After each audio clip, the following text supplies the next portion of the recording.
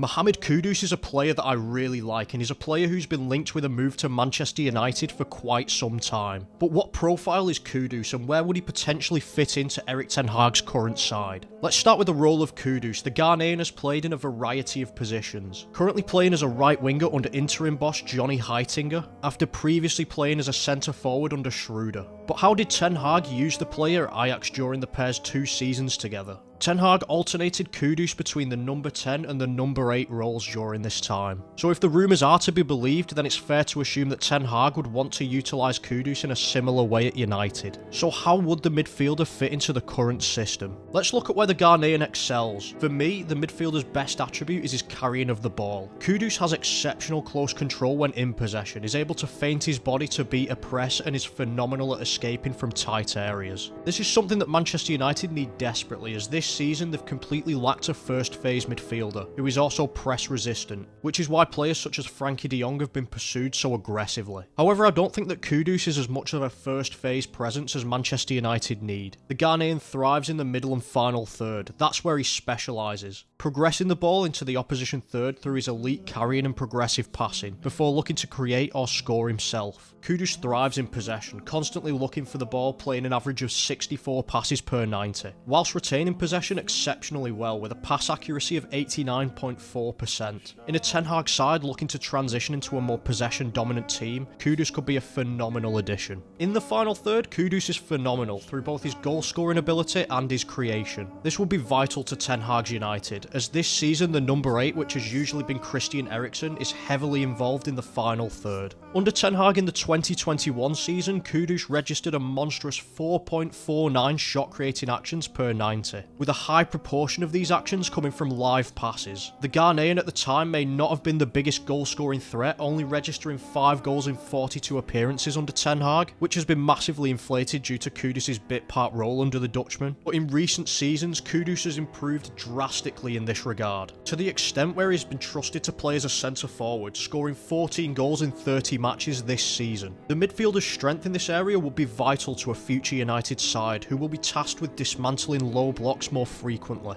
And finally, I'd like to touch on Kudus' defensive ability. The midfielder is sensational out of possession, incredibly hard-working, and his defensive numbers are elite. Kudus is the perfect player to have when looking to prevent opposition transitions. The Ghanaian excels defensively in the attacking third, which is an area where Ten Hag wants to continuously improve, as seen through the signings of players such as Wout Weghorst and Marcel Sabitzer. But that's a breakdown of the profile of Mohamed Kudus and how I think he will be a fantastic addition for Manchester United in the summer. But let me know your thoughts on the player and whether you would sign him in the comments.